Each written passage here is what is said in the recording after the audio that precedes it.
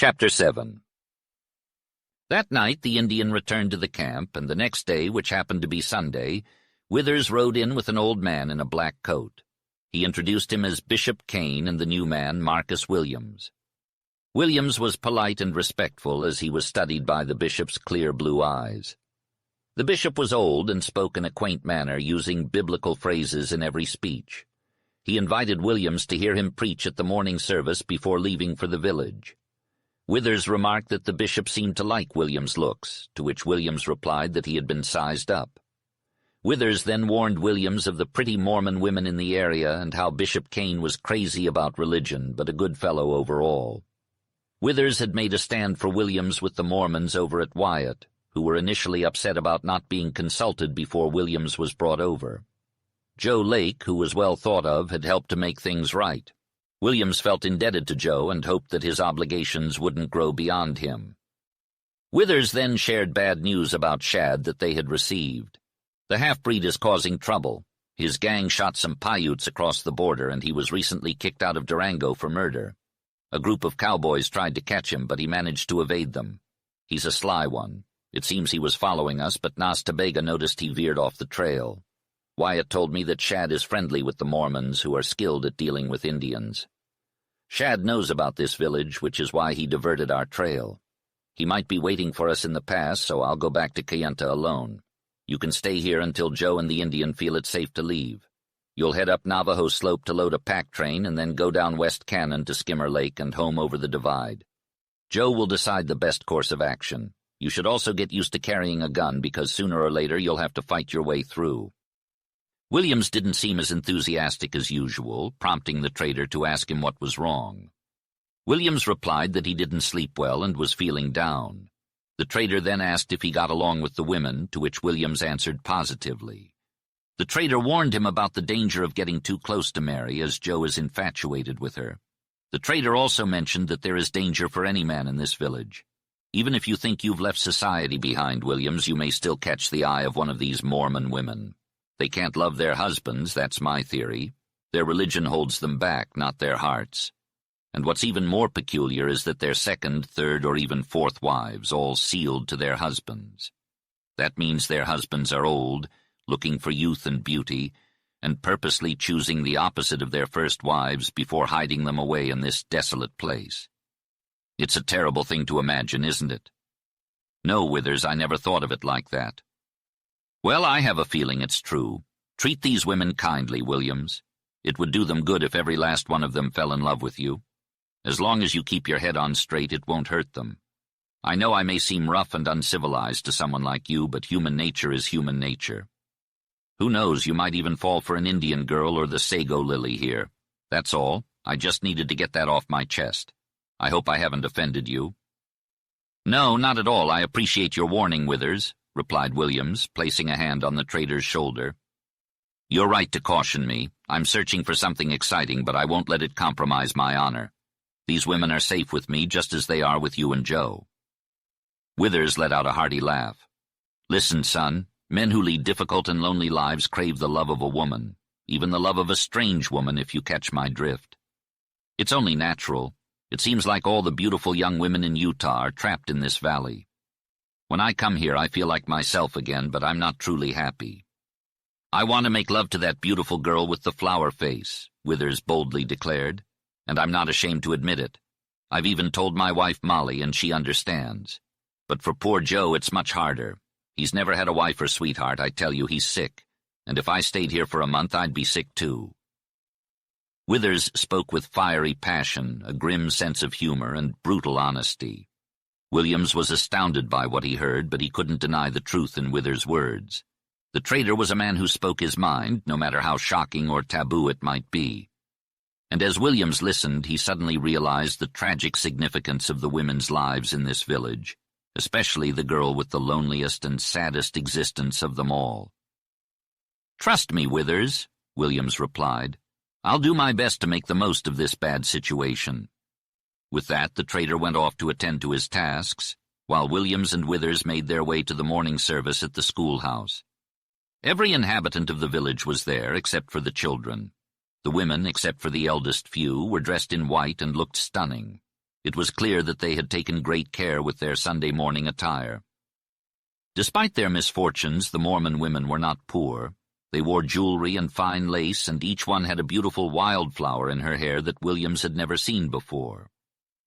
The service began with a short prayer, followed by the singing of a hymn.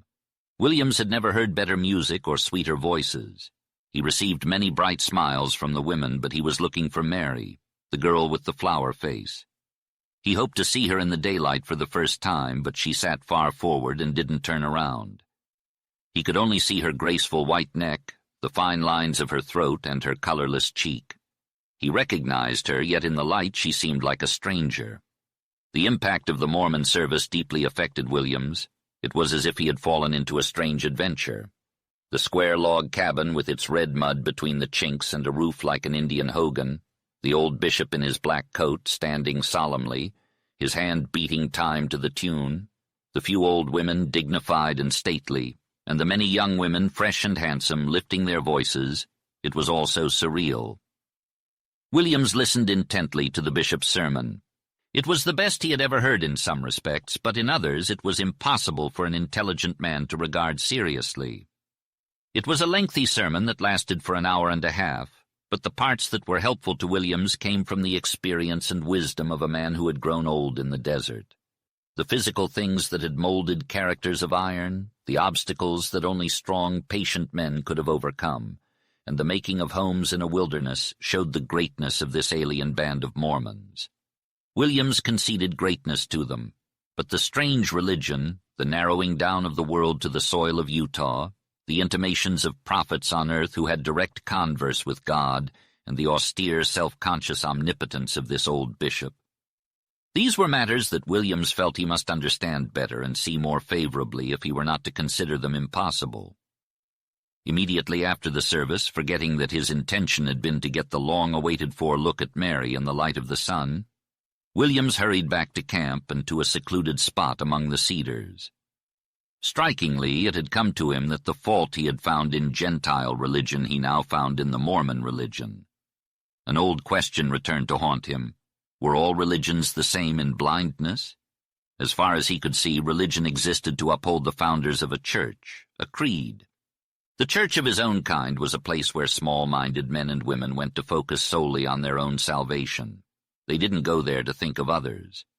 Williams, with his sharp intellect, began to see the flaws in Mormonism. Bishop Kane was a well-meaning man who truly believed in what he preached, but his teachings lacked logic. He preached blindness, and it seemed to be directed mostly at women. Williams wondered if there was a religion that wasn't tied to power, a religion that treated everyone equally with brotherly love. Nas Tabega's use of Binai, brother, was a form of love that could be considered a religion in itself. Williams made a mental note to ask Nas Tabega about his thoughts on the Mormons. Later, when he had the chance, he approached the Indian. Nas Tabega tossed his cigarette aside and made a solemn gesture that conveyed both sadness and disdain.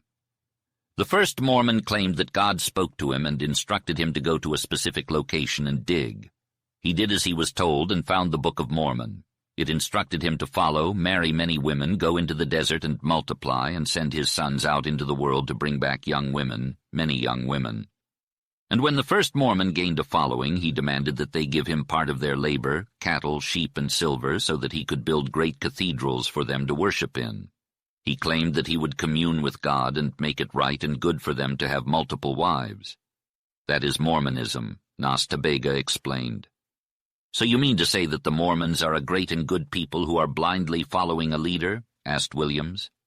Yes, replied Nas Tabega, and the leader is only building for himself, not for his followers. That's not religion, Williams said firmly. He doesn't have a God except for himself. They have no God, Nas Tabega agreed. They are just as blind as the Mokies with the creeping growths on their eyes.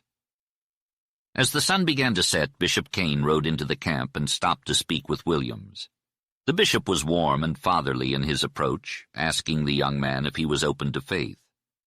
Williams answered that he was, and the bishop welcomed him into the fold, calling him a lost sheep. Before riding off with the trader, Bishop Kane blessed Williams and invited him to visit him when he rode to Wyatt. As Williams sat with Nas Tabega watching the sunset, he was approached by 3 young Mormon women, Ruth, Joan, and Hester.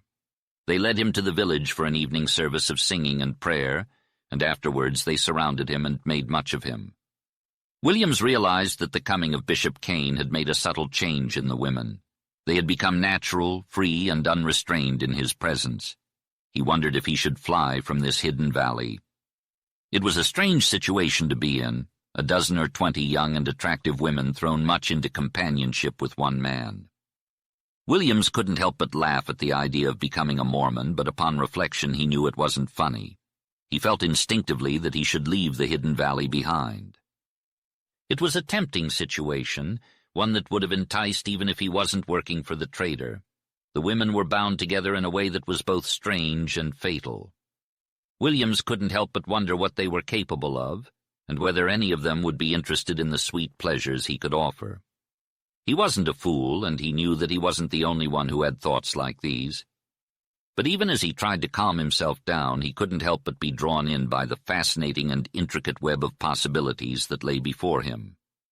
Despite his reservations, Williams knew that there was something alluring about this situation.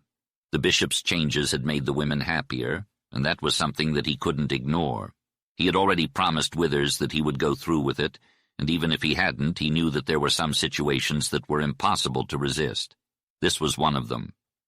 But as he gave in to temptation, Williams couldn't help but think of the Sago Lily, the woman who had haunted him since the day he had met her. He had wanted to see her one last time, to remember her face in the sunlight, and then never think of her again. But now he knew that if he spent time with her, the other women would see him as a stone wall, impenetrable and unapproachable. It was a foolish thing to do, but he couldn't help but think that if he saw her more often, she might be happier and safer. As he made up his mind, his hands trembled with anticipation. He pushed the memory of Tina Dibble out of his mind and threw himself into the work and play of the village with all the energy he had left. Williams helped the women with their tasks and organized games for the children. He spent his time talking and listening to everyone he encountered. In the early evening, he paid a visit to Ruth, chatted for a while, and then moved on to see Joan and others. As darkness fell over the valley, he made his way unseen down the path to Mary's isolated home. When he greeted her, her voice was full of emotion, broken and eager to express something that she couldn't quite put into words. Williams thought she was happier to see him than she should have been. He talked quickly and eloquently about anything he believed would interest her. He stayed long into the night, not seeing her face except in the pale light of the stars and shadows. The strong clasp of her hand remained with him as he walked away under the pinyons. Days passed quickly, and Joe Lake did not return. The Indian rode in and out of camp, watering and guarding the pack burros and mustangs. Williams grew stronger and more active with each passing day. He made gardens for the women, cut cords of firewood, dammed the brook, and made an irrigation ditch. He learned to love the fatherless children, and they loved him in return. In the afternoons, there was leisure time for him and the women. He had no favorites and let the occasion decide what he should do and with whom he should be. They had little parties at the cottages and picnics under the cedars. He rode up and down the valley with Ruth, who was the best horse rider he had ever seen.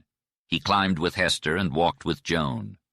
Mostly he found ways to include several people in the little excursions, but it was not uncommon for him to be out alone with one of them.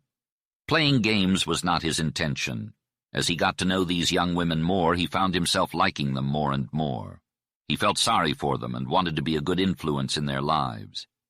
It pained him to see how they would try to forget something when they were with him. Perhaps some of it was just natural coquetry, like a laugh to any pretty woman. But that was not what hurt him. It was seeing Ruth or Rebecca suddenly going from carefree and having fun to becoming a serious and somber woman. He thought of the atrocities committed in the name of religion and wondered if it was the same with Nas Ta Bega's religion. He intended to find out one day. He found that the women he liked best were the ones who seemed the least religious and did not try to attract him. Every night he would go to Mary's house and sit with her on the porch in the darkness. He never went inside, but he didn't care if her neighbors found out about their visits. He could talk to her like he had never talked to anyone before. She liberated his thoughts and imagination. He filled her mind. Something had changed in Mary, but it had nothing to do with the bishop's visit. Williams could see that she lived for those few hours with him in the shadow of the stars. She rarely spoke, but she listened.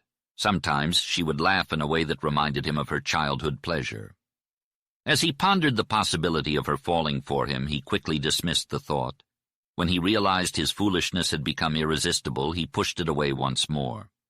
He lived in the present and gave her all the treasures of his heart and mind. She never asked him to stay, but her actions showed she wanted him to. It made leaving difficult, but he never stayed too long. The goodbye was bittersweet, like a sudden break. Her farewell was like a soft melody that lingered in his ears, beckoning him to return the next night. As he walked under the stars, he battled against his own desires. One night, as they said their goodbyes, he tried to catch a glimpse of her face in the dim moonlight. He mentioned a sago lily, hoping to make a reference to her name and the flower, but her innocence made him hold his tongue. She was unlike any other woman he had ever met.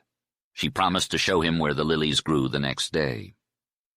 The following morning, Joe Lake returned with unsettling news about reports of shad from various Indian villages.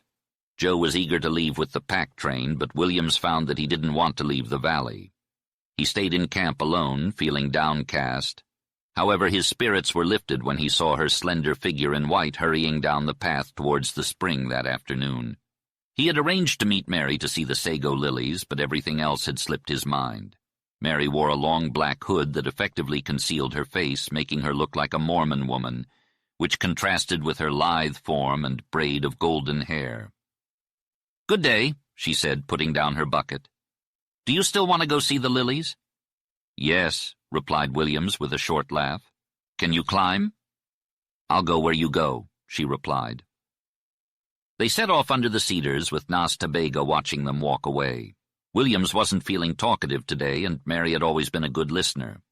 Eventually they arrived at a place where the wall rose in low, smooth swells. The slope wasn't steep, but it was at an angle that Williams wouldn't have attempted to scale on his own. Mary, light, quick, and sure as a mountain sheep, went up the first swell to an offset above. Williams watched in amazement and admiration as her little moccasins flashed and held onto the smooth rock. When he tried to follow her, he slipped and fell. A second attempt resulted in the same outcome. He backed away from the wall and ran forward fast, but halfway up he slipped and fell again. He made light of the incident, but Mary was solicitous. When he assured her that he was unhurt, she reminded him that he had agreed to go where she went. "But I'm not a bird," he protested. "Take off your boots. Then you can climb. When we get over the wall, it'll be easy," she said. In his stocking feet, Williams had no great difficulty walking up the first bulge of the wall. From there, she led him up the strange waves of wind-worn rock. He couldn't focus on anything except the red, polished rock under him, so he saw very little. The climb was longer and steeper than he had anticipated, causing him to pant heavily. However, he eventually reached the summit, a massive circular peak. From this vantage point, he could see down into the valley where the village was located. The only indication of life was the occasional wisps of blue smoke that rose from the pinyons. The wall opposite him was level with the one he stood on. Beyond that, he could see additional walls and cliffs, leading up to the towering peaks between which the green and black mountain loomed. Williams's view was limited when he turned around. There were low crags and smooth stone ridges that formed aisles carpeted with cedars and pinyons. His companion led him down one of these aisles, and after a few steps he could no longer see the valley. The Mormon village where she lived disappeared from sight, and Williams felt a difference.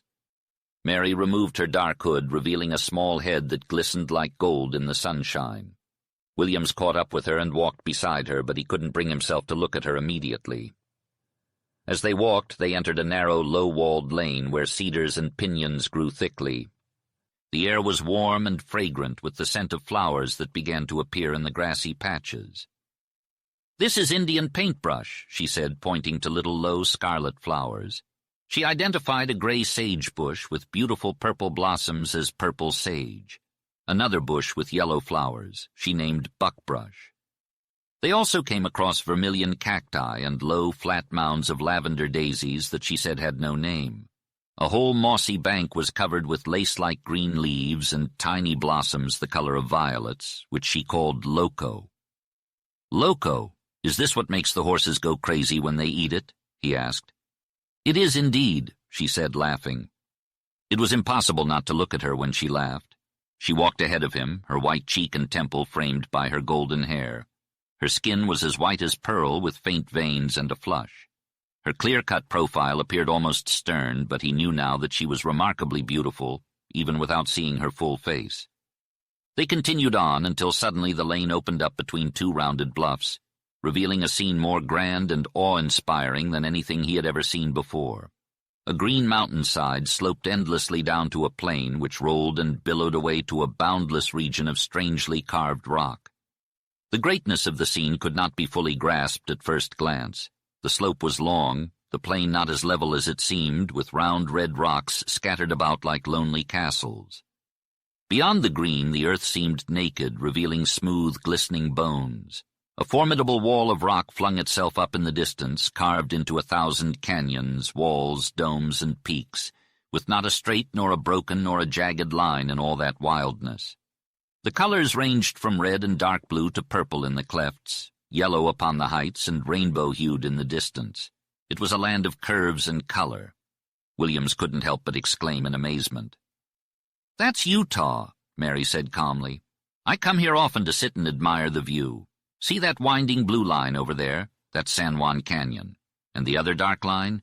That's Escalante Canyon. They wind down into this great purple chasm way over there to the left, and that's the Grand Canyon. They say not even the Indians have been in there." Williams was speechless, taking in the moment of subtle and vital assimilation. Such a place as this, unknown to most men. The beauty, the wonder, the serenity, all of it enough to make one sit and ponder for hours. Williams felt something stir within him, something that came from the distant purple canyon and the wind-worn peaks. He made a resolution to come back to this promontory time and time again, to be alone with his thoughts and to try to understand why he felt such peace in his soul. As he turned to look at his companion, he saw her face in full for the first time. It was a girl's face, delicate and pure, yet there was a sadness hidden within her eyes. Her eyes were a deep gray color like the sage, and they seemed to hold shadows that he couldn't quite comprehend. Her mouth was youthful and sweet, but there was bitterness and pain etched into the lines of her face. "Where are the sago lilies?" he asked her suddenly. "Farther down. It's too cold up here for them. Come," she replied. Following her down a winding trail, they descended into a verdant canyon where a brook flowed over stones and the air was thick with the scent of flowers. The girl plucked a white lily from the grass and held it out to him. "Here's a white lily," she said. "There are 3 colors. The yellow and pink ones are deeper down in the canyon." Williams took the flower and examined it closely. He had never seen such a beautiful thing before. It had 3 large petals that curved like a cup, pure white in color, with a heart of rich, warm gold. He felt a sense of wonder and amazement at the beauty of this place and the girl beside him. He knew that he would come back here again and again to be alone with his thoughts and to try to understand the mysteries of life. The sweet fragrance of the flower was barely detectable, yet it left a lasting impression on Williams. As he gazed at the delicate petals, they began to wilt and lose their vibrant color. Mary expressed her reluctance to pluck the lilies due to their short lifespan. Williams noticed the white flowers scattered throughout the sunny areas near the brook. They swayed gracefully in the warm breeze, resembling shining stars amidst the greenery. He inspected one with a particularly tall stem before turning to observe Mary's face, comparing her to the flower. She dismissed the comparison, unaware of her own beauty. Williams couldn't help but feel intrigued by Mary's unique qualities. She stood out from any woman he had ever met, much like the rare and exquisite canyon lily. He wondered about her background and life experiences. As they made their way back up the slope, Mary outpaced Williams with ease. He struggled to keep up with her as she climbed the rocks with renewed energy and vigor. He sensed a newfound spirit within her, as if she had been set free. The experience was surreal, exhilarating, and unforgettable.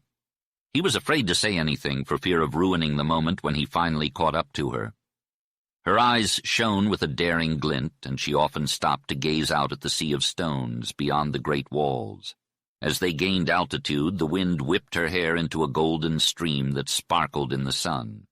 She changed directions suddenly, abandoning their original path towards the 2 peaks, and instead made a beeline for the heights.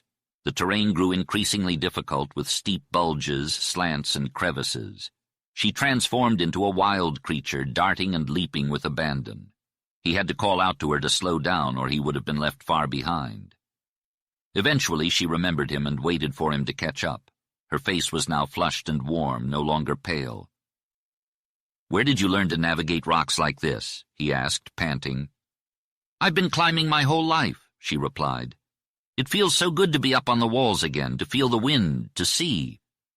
From then on he stuck close to her, determined not to miss a single moment of the experience. She was incredible, like an Indian girl or a savage who loved the heights and the stillness. Whenever she leaped, she let out a low, sweet cry of joy and wildness. Williams surmised that she was a girl who had been freed from captivity, reliving her carefree youth. Despite her wildness, she never forgot about him, always waiting for him at the difficult spots, lending him a strong hand, and sometimes letting it linger in his grasp. Tireless and nimble, sure-footed as a goat, fleet and wild, she ran, climbed, and leaped until Williams was in awe of her.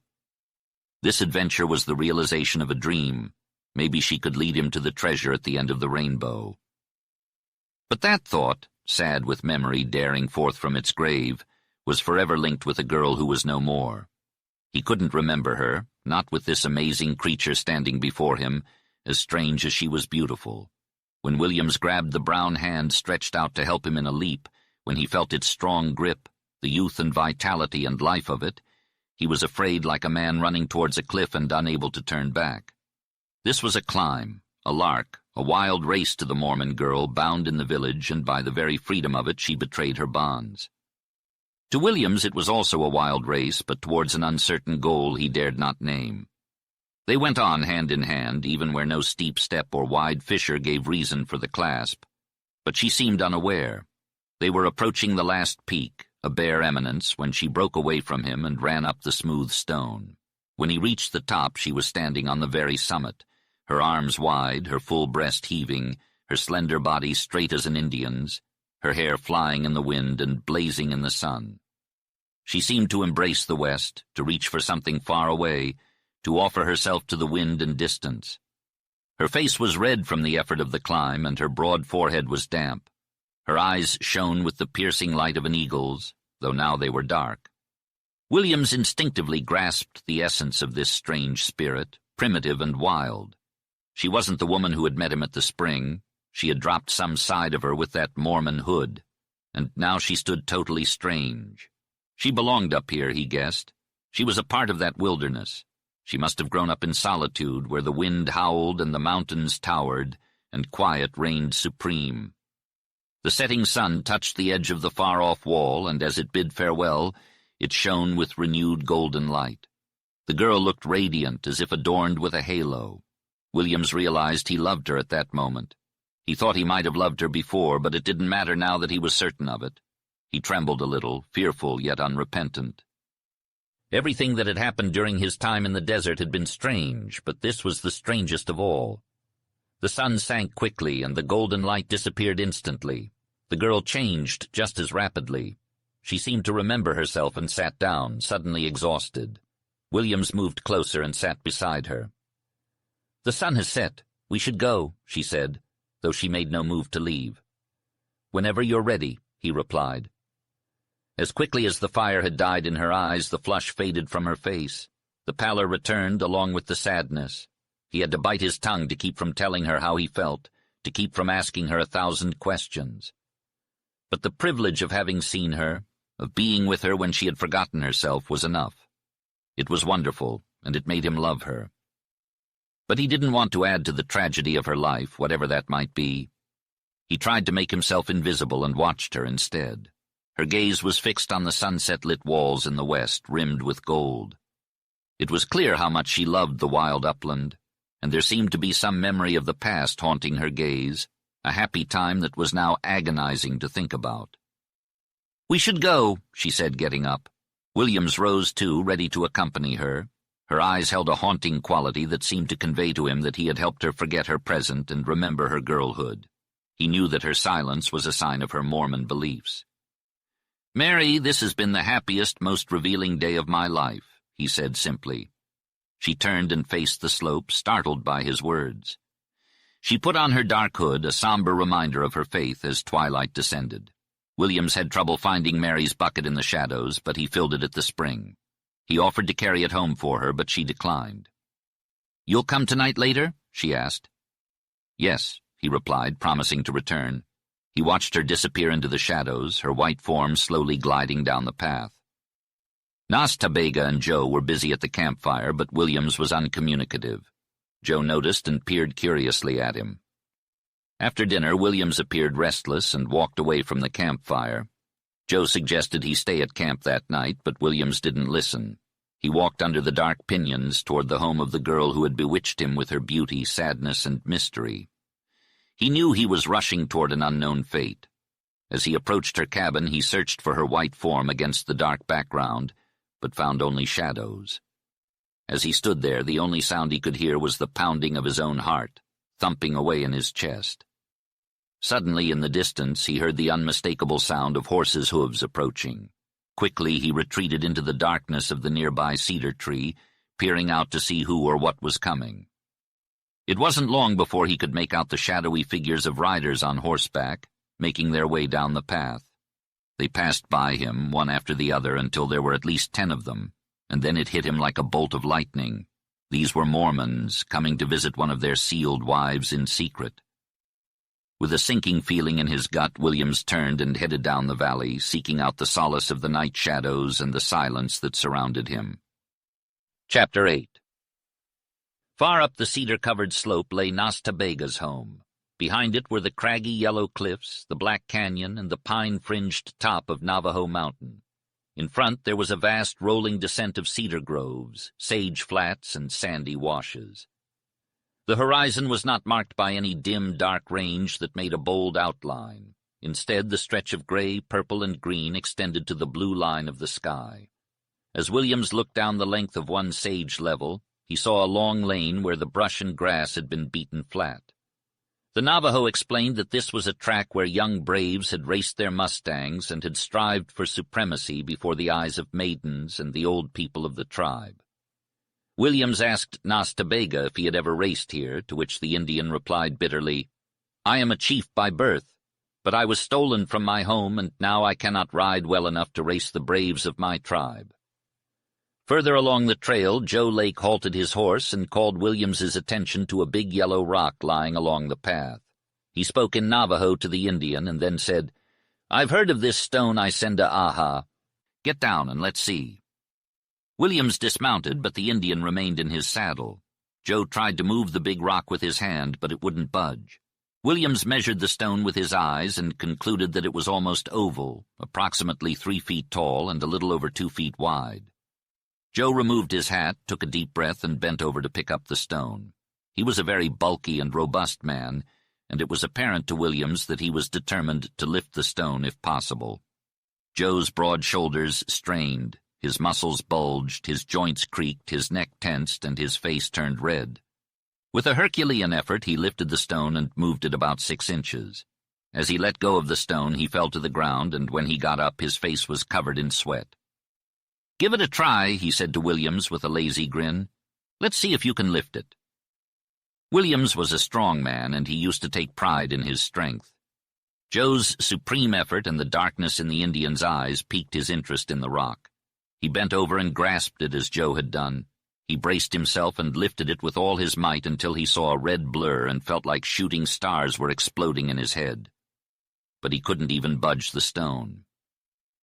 "Maybe you'll be able to lift it someday, Williams," Joe said. Then he pointed to the stone and spoke to Nas Ta Bega. The Indian shook his head and said something. "This is the Ascenda Aha of the Navajos," Joe explained. "The young braves are always trying to carry this stone. As soon as one of them can carry it, he is considered a man. He who carries it the farthest is the biggest man, and as soon as any Indian can no longer lift it, he is old. Nas Ta Bega says the stone has been carried 2 miles in his lifetime." As they approached the trail, Williams struggled to lift a heavy stone. He managed to carry it for the length of 6 steps before dropping it with a thud. Frustrated, he admitted, "Well, it's plain to me that I am not a man, or else I am old."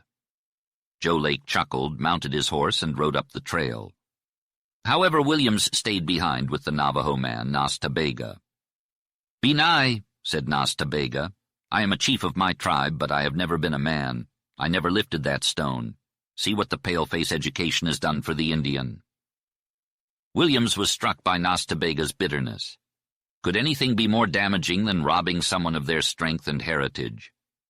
Joe drove the pack train of burros to the cedars, where the smoke of the hogans rose in the air. Williams followed and soon found himself in the midst of a lively scene. The area was bustling with activity, with woolly, fierce dogs like wolves running out to greet them. Sheep and goats roamed freely, and little lambs, some painted, others pure white, frolicked about. They ran under Nakyal's legs and bumped into Williams, bleating their welcome.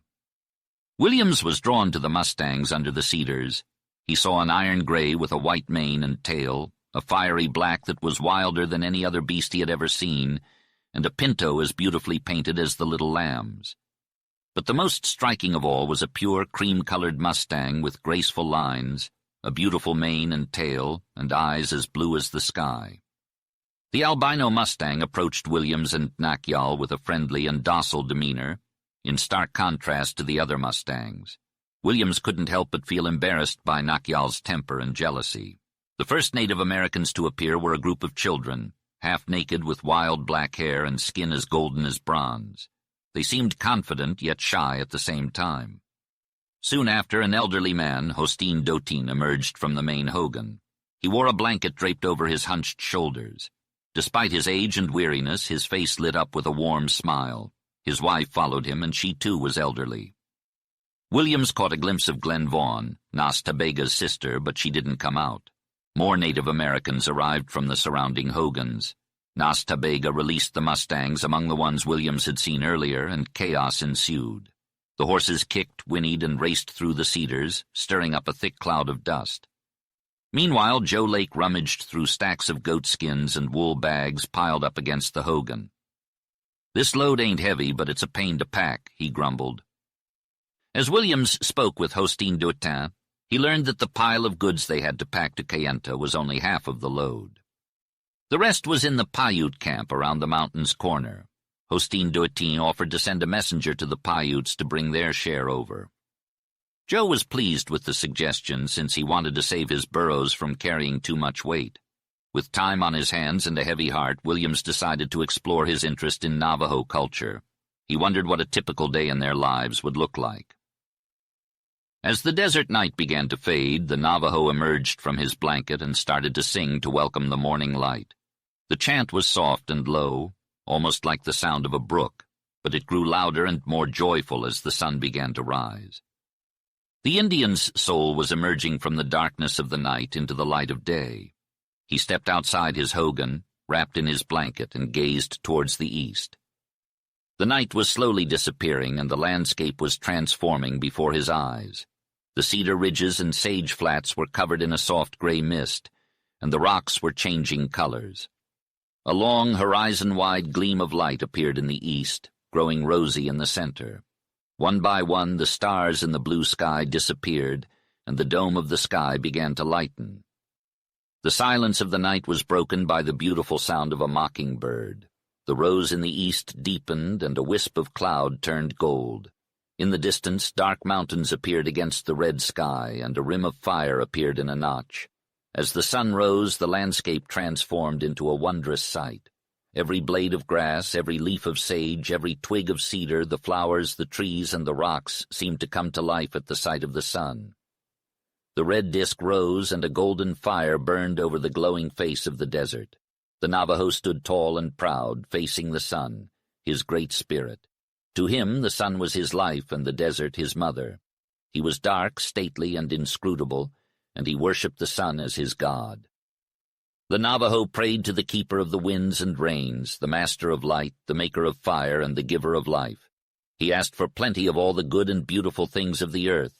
He asked for peace in letting his horses and sheep go. He asked for many sheep and horses, and for help in talking straight. He asked the goddess of the earth to help him walk straight. He repeated, "Now all is well," 4 times. The Navajo had hope and faith. He believed a chief would be born to save his vanishing tribe. He believed a bride would rise from a wind kiss of the lilies in the moonlight. He drank from a clear, cold spring bubbling from under mossy rocks. He saw tracks in the trails left by visitors of the night.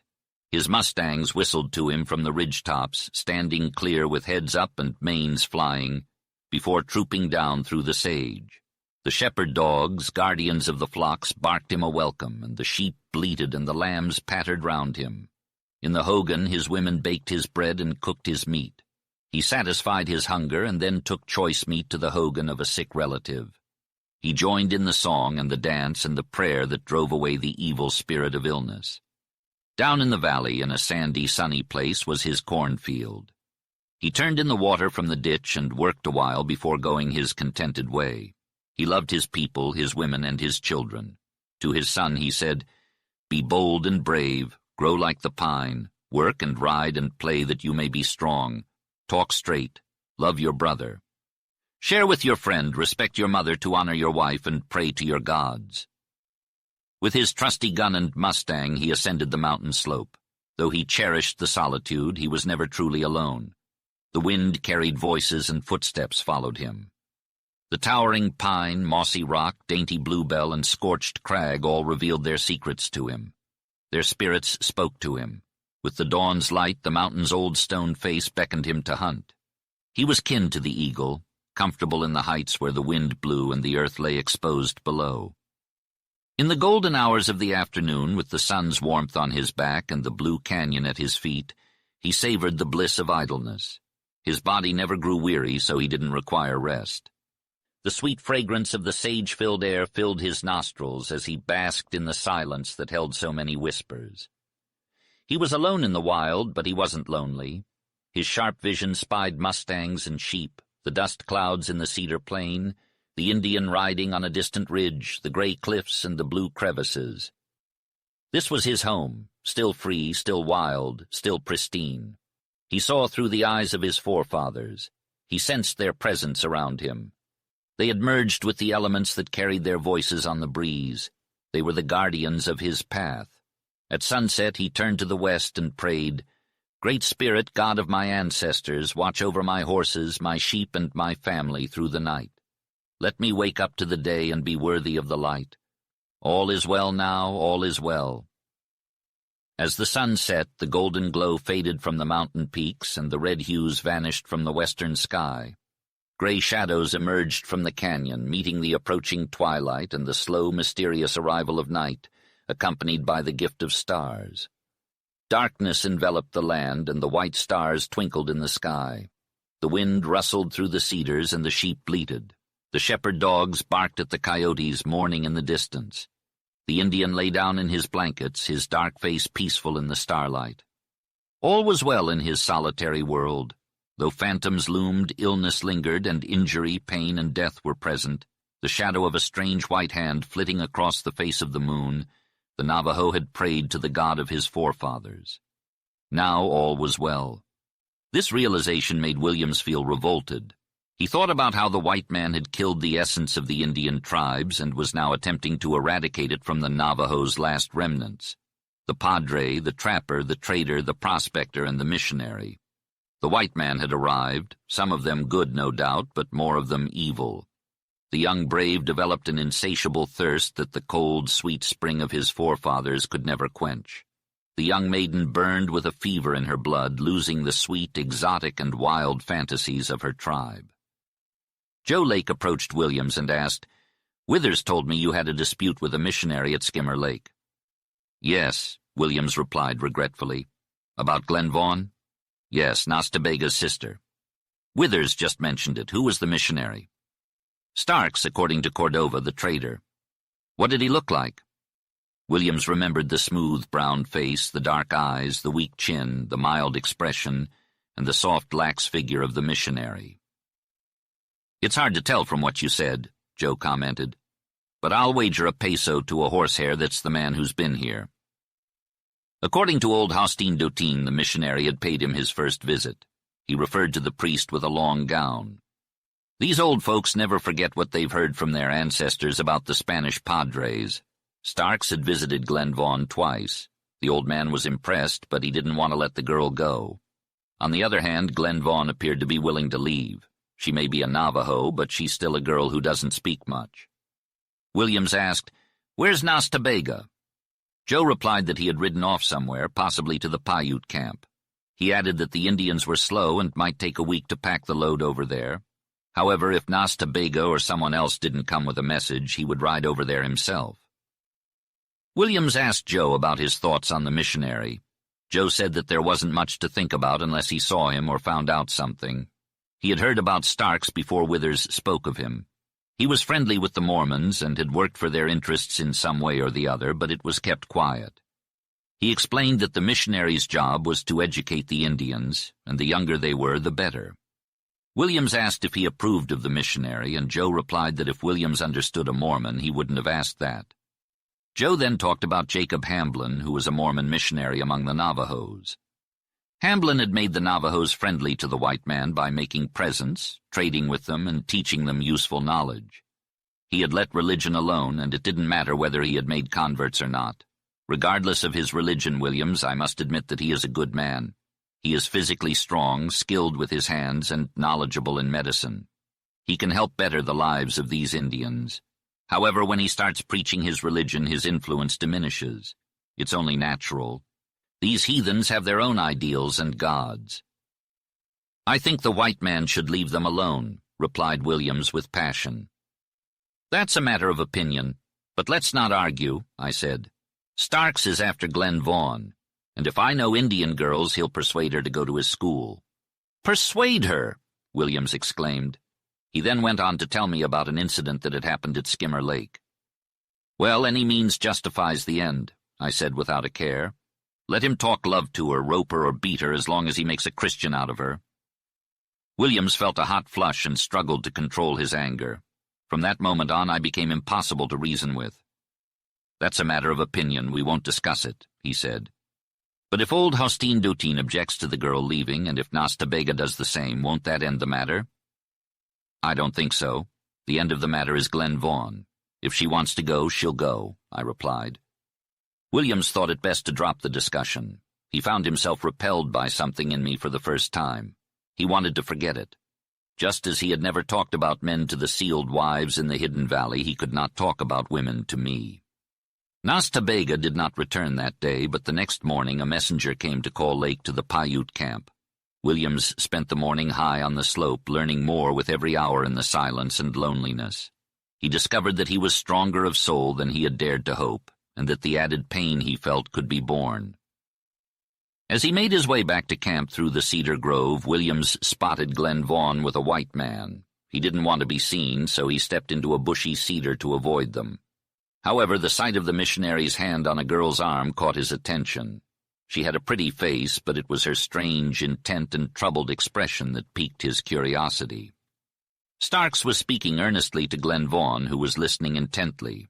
Williams watched for a while and realized that the girl loved the missionary, and he was either reciprocating or pretending to. Williams slipped away under the trees, feeling troubled by what he had seen. He knew he had to tell Nas Ta Bega about it, but he decided to give the missionary the benefit of the doubt. If he truly cared for the Indian girl and admitted it, Williams would think better of him. Glenn Vaughan was a beautiful and lonely woman who could attract any man in the desert. Williams fought with himself not to forget the white, flower-like face that haunted him and the voice that called him. Suddenly the cracking of hard hoofs on stones caught his attention, and he turned toward camp. He saw 3 Indian horsemen riding into the clearing before the hogans. They were well armed and impressively mounted, and Williams couldn't help but think they were different from Navajos. Perhaps they were Paiutes. The riders dismounted and led their mustangs down to the pool below the spring. As Williams rode through the desert, he spotted a mustang carrying a pack and some squaws with children by a hogan. He decided to take a look and found Glenn Vaughan inside, looking pale and sullen. Hostine Doutine, the old Navajo, was struggling to stand and refused the missionary's offer of food in exchange for accepting Jesus Christ. Williams was shocked and decided to intervene. He entered the hogan and asked Hostine Doutine to explain. The old man repeated his refusal, and Williams gestured to indicate the missionary's plan to take Glenn Vaughan away. Hostine Doutine objected, saying that he didn't want her to go with the man who only talked about Jesus Christ. Williams asked if Glen Vaughan was related to Hostine Doughton, and the missionary confirmed that they were distantly related. Williams suggested waiting for Nas Ta Bega, Glen Vaughan's brother, to return before making any decisions. The missionary was impatient, but Williams insisted that they should respect the family ties and not rush Glen Vaughan's decision.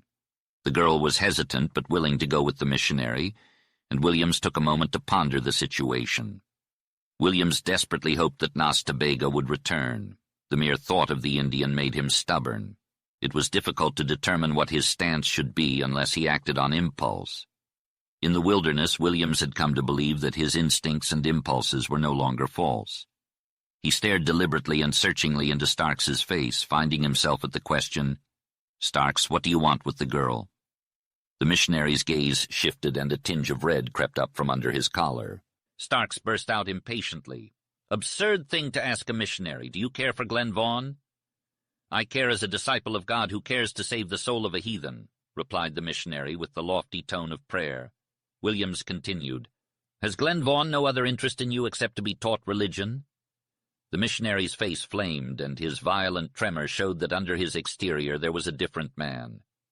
"What right have you to question me?" he demanded. "You're an adventurer, an outcast. I have my duty here. I'm a missionary with the church, state, and government behind me." "Yes, I'm an outcast," replied Williams bitterly, "and you may be all you say, but we're alone now out here on the desert, and this girl's brother is absent. You haven't answered me yet. Is there anything between you and Glen Vaughan except religion?" "No, you insulting beggar," forced the missionary. Williams had gotten the reply he had expected, which damned the missionary beyond any consideration. "Starks, you are a liar," said Williams steadily. "And what are you?" cried Starks in shrill fury. "I've heard all about you. Heretic, atheist, driven from your church, hated and scorned for your blasphemy." Then he gave way to ungovernable rage and cursed Williams as a religious fanatic might have cursed the most debased sinners. Williams heard with his blood beating, strangling the pulse in his ears. The missionary had somehow found out Williams's secret, most likely from the Mormons in Wyatt. The terms of disgrace weighed heavily upon Williams, but he didn't bow down to them like he had in the past when his accusers had attacked him. Instead, a fiery passion burned inside him, making him feel like a tiger. These raw emotions were new to him, and he struggled to control them. "You can't take the girl," Williams replied when the other man had finished speaking.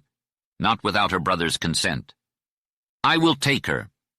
The other man was thrown out of the hogan by Williams, and he strode after him. The man stumbled, and when he stood up he was white and shaken. He groped for his horse's bridle while keeping his eyes on Williams. When he found it, he mounted his horse and rode away. Williams saw him stop under the cedars to speak with 3 strange Indians before galloping off. Williams realized then that he had been unconscious of the last tense moment of the encounter. He felt cold, tight, and locked, and was surprised to find his hand on his gun. The wild environment had unleashed strange instincts and impulses that he had responded to. The fact that he had no regrets showed how much he had changed. Williams heard the old woman scolding and looked into the hogan to see Glen Vaughan sulking like any other thwarted girl. Hostine Doughton came out and pointed down the slope at the departing missionary. "Heap talk Jesus, all Jesus," he exclaimed contemptuously. Then he gave Williams a hard rap on the chest. "Small talk heap, man." The matter seemed to be resolved for the time being, but Williams knew he had made a bitter and possibly powerful enemy. He ate his supper alone that evening since Joe Lake and Nas Ta Bega didn't show up. Not a soul could be seen in the camp, except for the 3 Indian strangers who had kept to themselves. Williams thought nothing of it at first, knowing that Indians were a quiet people, but he couldn't shake off the memory of Starks speaking to them earlier in the day. What business did they have with him? Williams pondered this question, his thoughts filled with doubt until the 3 strangers rode off into the darkening horizon. It was then that he headed back to his tent and fell asleep. But sleep was not to last. Williams was jolted awake by a sudden commotion. The sky was still gray, the sun not yet risen. Dark figures loomed over him, their hands covering his mouth as they bound him tightly. He couldn't fight back, couldn't scream. A heavy weight held his feet down while he was rolled over and over again like a helpless animal. Before he knew it, he was thrown over the back of a horse like a sack of potatoes. Hanging upside down, he saw the horse's legs and a faint trail. The stirrup hit him in the face, making him feel uncomfortable and disoriented. The horse continued on, and the discomfort grew worse until it seemed like an eternity had passed. Eventually, the horse came to a stop, and Williams was roughly thrown to the ground. He was rolled over, and his clothes were ripped off of him. His captors searched him in silence, taking everything he had, including his pocketbook and knife. They cut, tore, and stripped him of his clothing until he was left lying on a soft, low mound, still tied up and naked. The silence was deafening, and Williams was left to wonder what would become of him. As Williams lay there, he heard the sound of sage rustling and the thud of hooves as his attackers rode away. Relief washed over him. He had not been killed. Robbery was nothing compared to that. He had been roughly handled, but thankfully he was not hurt. He couldn't help but think about the 3 strange visitors he had encountered the day before. He had no proof that they were responsible for the attack, but it seemed like too much of a coincidence. As time passed, Williams's mind was consumed with growing conjectures. He didn't know how long he had been lying there, but he began to feel cold. Only his back felt cold at first, but then the numbness spread throughout his body. He was grateful that he had not been thrown onto the rocks. The ground beneath him was soft and spongy, and it gave somewhat as he breathed. He realized that he had sunk down a little into a pile of soft earth. The sky began to brighten, and Williams knew that the day was approaching. He started to suffer from the cold, and then he slowly began to freeze and grow numb. He tried to roll over onto his back, but he couldn't move. He was either stuck in his position or bound. He couldn't tell. The numbness had taken hold of his muscles. Williams began to panic. He knew that he was in a predicament. What would happen to him if he was left out in the sun for a few hours? He was completely uncovered, and his skin would be exposed to the powerful rays. Surely someone would come looking for him, but what if it took hours or even days? He watched as the sky turned from gray to pink to gold. The sun shone down on him, but it took a while before he felt its warmth. Suddenly he felt a sharp pain in his shoulder. He couldn't see what had caused it, but he assumed it was a bee. Then he felt another sting on his leg, followed by a tiny fiery stab in his side. A sickening sensation spread throughout his body as if poison had entered his veins. Williams realized that he was in serious trouble. He didn't know how much longer he could hold on. A sharp, burning sensation pierced his chest like a hot wire. He knew it was a bite, but he couldn't see what had bitten him until he twisted his head around. A large red ant was perched on his skin. Suddenly he heard a faint noise that grew louder until it was a low rustling sound. It was like the sound of 1,000,000 tiny pebbles rattling together. The noise grew louder still until it sounded like sand blowing in the wind. Then he felt several more hot bites all at once. When he looked down, he saw a stream of red ants pouring out of a mound and crawling all over him. He realized he had been intentionally dropped onto an ant heap which had caved in under his weight, trapping him between the crusts. He was at the mercy of these terrible desert ants. He tried to roll out, but his efforts were futile. The ants became more infuriated as he struggled, and soon he was writhing in pain so unbearable that he almost passed out. He was too strong to faint, though. The bites were like fire, and the ants' venom was like poison. He wondered if this was an Indian's cruel trick or if it was the missionaries' revenge. He knew he wouldn't survive much longer.